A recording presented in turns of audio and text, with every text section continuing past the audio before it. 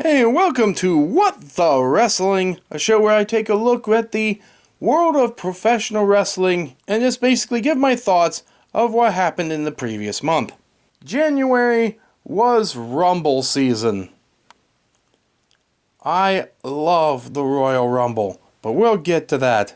Among the various companies, when leading up to the Royal Rumble, even if it's not WWE, it seems like everybody gets reminded that Battle Royals exist as a match type. Because you start seeing it everywhere. And people are suddenly reminded, oh yeah, wrestlers can go over the top rope. Let's put that in a few more spots, since we just got reminded that Battle Royals happen. Well, last month we had Raw's 30th anniversary.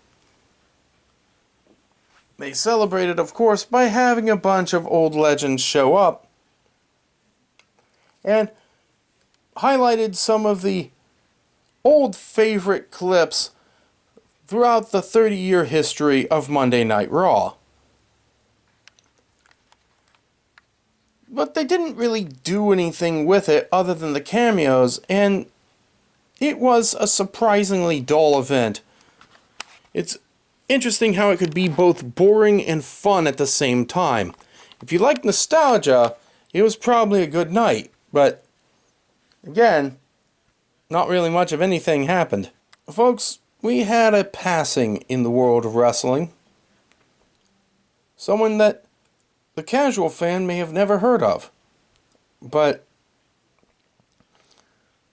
in a tragic car accident, we lost wrestler Jay Briscoe, who was big in Ring of Honor, but also touched bits of AEW and Impact. Well, to honor him, AEW had a tribute match with his brother Mark Briscoe going up against Jay Lethal. I thought it was pretty touching as far as it goes, and it seemed like AEW gave Jay Briscoe's passing a lot more attention than any of the other companies. But, that being said, Impact and WWE did not ignore Jay Briscoe's passing. It was more of a mentioned on the side situation. On the Raw 30th anniversary, I forgot to mention that, but this did happen at the Raw anniversary, we had the trial of Sami Zayn, as Sami Zayn's loyalty was called into question. Among the bloodline, he was asked to answer for various things. Eventually, Jey Uso stood up to his defense, and Roman Reigns eventually ruled that Sami Zayn was not guilty of betraying the bloodline for now. Over on Impact, Scott D'Amore appears to no longer be in charge of Impact Wrestling storyline-wise, and instead, stepping in his place is the new Director of Authority, or DOA, which is slightly amusing. The new Director of Authority of Impact Wrestling, Santino Marella. I find this hilarious.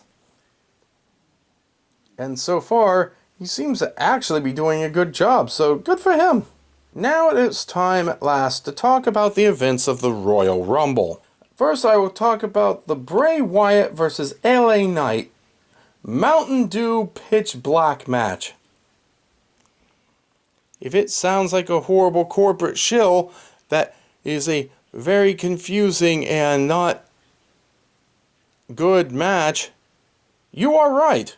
Basically, they've put everything under a black light and wrestled under a black light.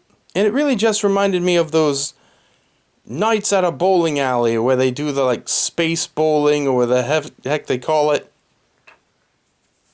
It just looked like that. And it pretty much was just a nonsense hardcore match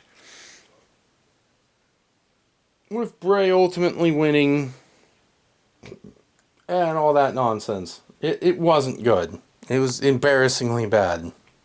This year, they surprised me by doing the Men's Royal Rumble match first. It was full of action, and surprisingly, the man who came in at number 1, Gunther, leader of Imperium and the Ring General, wound up going all the way to the end before finally being eliminated by the number 30 entrant, Cody Rhodes.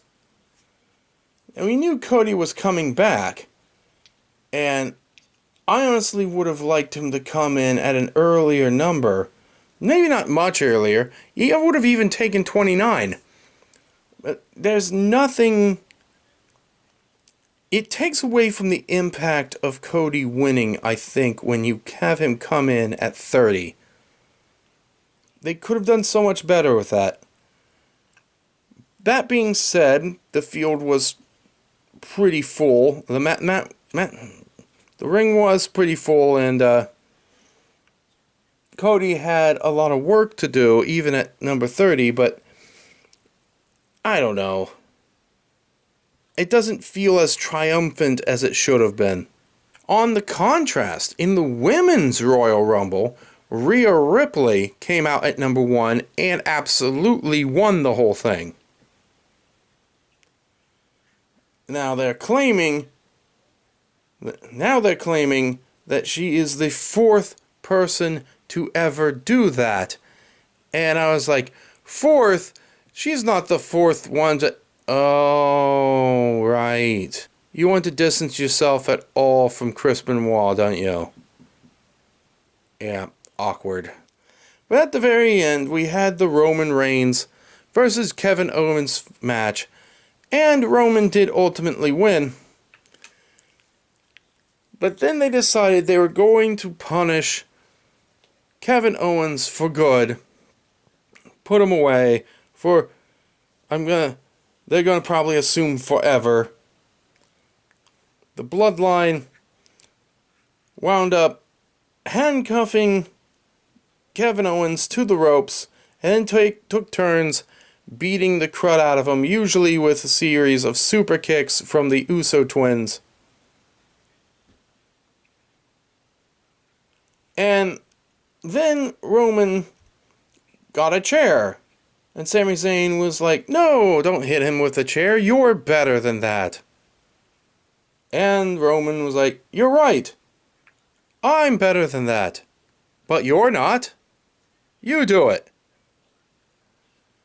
And Sami Zayn was conflicted and hesitated at all this and all that wonderful stuff.